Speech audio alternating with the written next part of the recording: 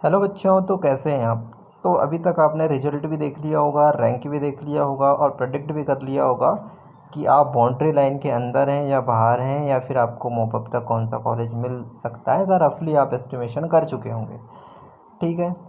अब बारी आती है कि अगर आपने एस्टिमेशन कर लिया है और आपको लग रहा है कि यार हम गवर्नमेंट हमको नहीं मिल पाएगा, तो प्राइवेट की ओर आप सोचते होगे कि अच्छा सा प्राइवेट कॉलेज मिल जाए, या फिर लास्ट तक अगर जो भी मिलता है तो आप उसमें अपनी स्कॉलरशिप लगा के देखोगे, या बिना स्कॉलरशिप लगा के भी आप सोचोगे। बट आपको समझ में ये नहीं आएगा कि यार एक्चुअली फ़ीस लगती कितनी है ट्यूशन फ़ीस के अलावा। तो ये बहुत बड़ा कॉम्प्लिकेशन होता है बच्चों के लिए समझना, क्योंकि कॉलेज में जाके पता करना बहुत प्रॉब्लम भरा होता है, तो बच्चों को इन्फॉर्मेशन मिलती भी नहीं है कहीं से। ठीक है। तो ये हमने पिछले साल काउंसलिंग कराया बहुत सारे बच्चों को जिन्होंने admission already private medical college में ले लिया और ऑलरेडी वो पढ़ रहे हैं डिफरेंट मेडिकल कॉलेज में, एमपी के प्राइवेट में। तो उनका हमने कुछ बायोडेटा उनसे लिया, जो कि इन्फॉर्मेशन के लिए आपके लिए फ्री में यहाँ पर दिखाया जा रहा है। तो हम आपको बताते हैं कि क्या आप जो बोलते हो कि हिडन फ़ीस है, मिसलेनियस फ़ीस है, अदर फ़ीस है, उससे घबरा जाते हैं। कुछ बच्चे बोलते हैं कि सच में लगती भी है।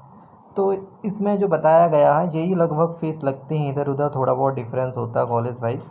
बट जो ट्यूशन फ़ीस के अलावा ये फ़ीस में ही ज़्यादा बजट बन जाता है बच्चों का, जिससे वो एडमिशन लेने से पहले डराते हैं। ठीक है। तो आप थोड़ा सोचिए, पेरेंट्स को बताइए, और उसके अनुसार अगर कोई डाउट आता है तो हमसे कांटेक्ट कीजिए। हमारे यूट्यूब में भी कमेंट कर सकते हैं, या फिर हमसे ज्वाइन हो सकते हैं व्हाट्सएप वगैरह पे, ग्रुप पे। ठीक है। तो अभी हम एक एक करके समझेंगे, तो अपन को देखते हैं कि यार कितना खर्चा आ सकता है ना। चाहे फिर आप स्कॉलरशिप वाले हो, चाहे विदाउट स्कॉलरशिप। स्कॉलरशिप रहेगी तो आपको ट्यूशन फीस और कुछ मिसलेनियस फीस मिल जाती है, बट नहीं है तो ये नहीं मिलती है। तो Mahavir institute of medical sciences and research Bhopal की अगर बात करें, तो यहाँ एकेडमिक ईयर 2023-24 के लिए उन्होंने फ़ीस स्ट्रक्चर यहाँ पर डाला हुआ था उनके इंस्टीट्यूट पे और लगाया था। तो उसमें उन्होंने बताया था कि ट्यूशन फ़ीस जो एमपीडीएमए की वेबसाइट पे फ़ीस चार्ट आया था उसके अकॉर्डिंग ही लगभग रहती है यहाँ पर। तो उन्होंने ये दिया हुआ है। कॉशन मनी इनका जो है रिफंडेबल होता है आफ्टर कोर्स कंप्लीट के बाद, जो कि इनका 25,000 रखा गया है। और हॉस्टल फीस जो है 1,25,000 है। तो आपको पता ही होगा कि एनएमसी क्या है। कॉलेज राउंड करती है, देखती है कि कॉलेज सही से रन कर रहा है या नहीं। कुछ कॉलेज का लाइसेंस भी कैंसिल कर देती है अगर वो उसकी आल्स क्राइटेरिया को फुलफ़िल नहीं करते हैं। तो इसलिए ये मेंटेनेंस करके ही कॉलेज चलता है और उस अनुसार ही बनाते हैं। बस hostel fees, transport fees, sport fees या फिर लाइब्रेरी, इन पे ये थोड़ा बहुत इधर उधर कर सकते हैं। बट जो कॉशन मनी, ट्यूशन फ़ीस या कुछ चार्जेस हैं जो एनएमसी फ़िक्स करती है वो वही रहते हैं। ठीक है।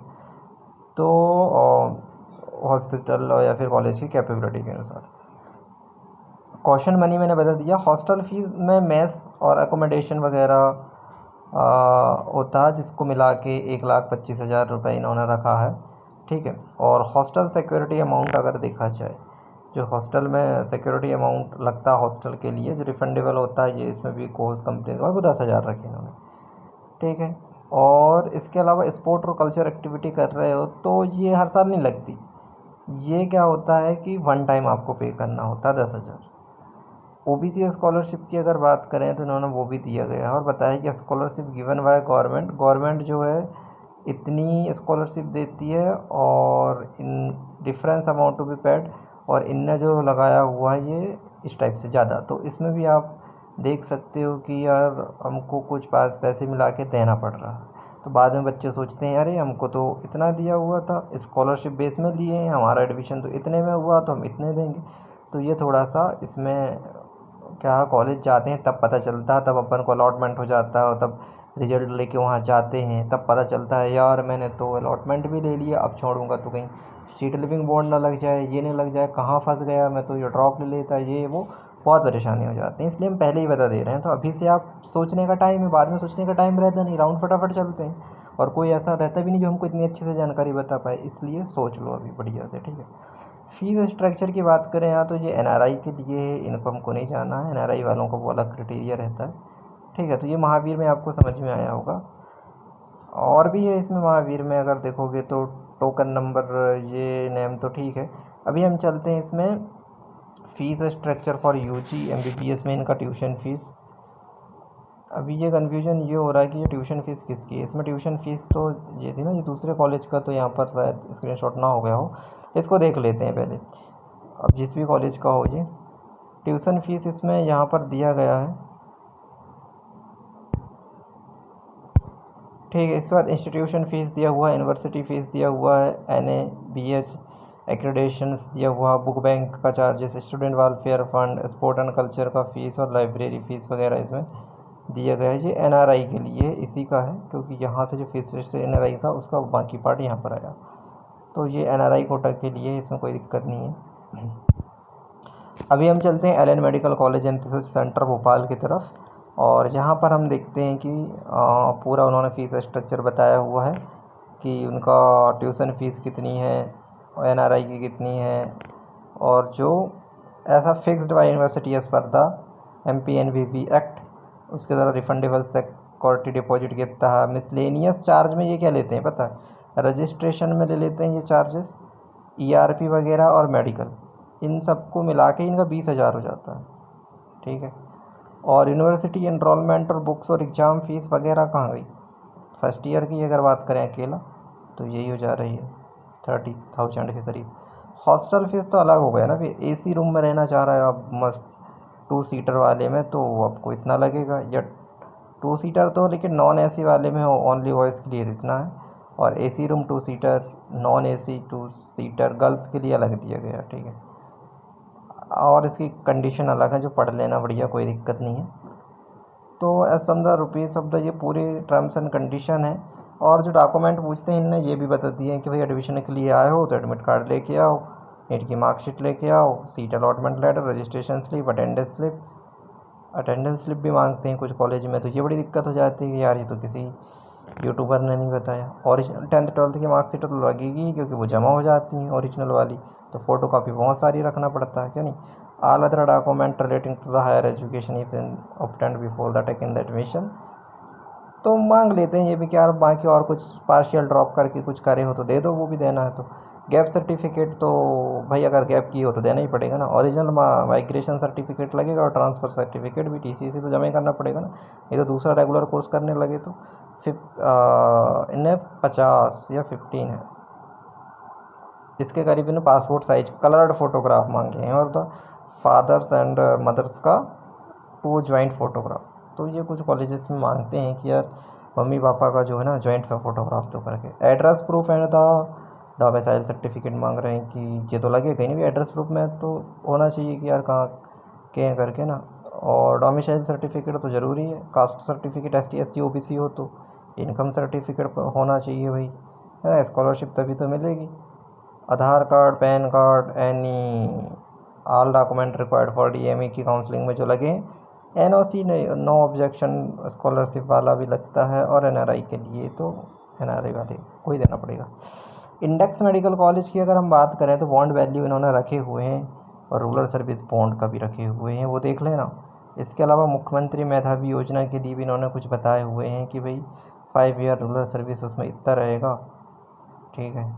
और चिराइयों की बात करें तो भाई ट्यूशन फ़ीस, क्वेश्चन फ़ीस और बॉन्ड एंड डॉक्यूमेंट 60K में ही हो जा रहा है वन टाइम में। हॉस्टल और मेस उनका 1,10,000 के करीब आ रहा है। एप्रन ब्लेजर ये सब मिला के 20K। यूनिवर्सिटी एनरोलमेंट फीस में 15K ले रहे हैं ये फ़ीस। एग्ज़ाम फ़ीस तो 6K के अराउंड लगती है हर साल।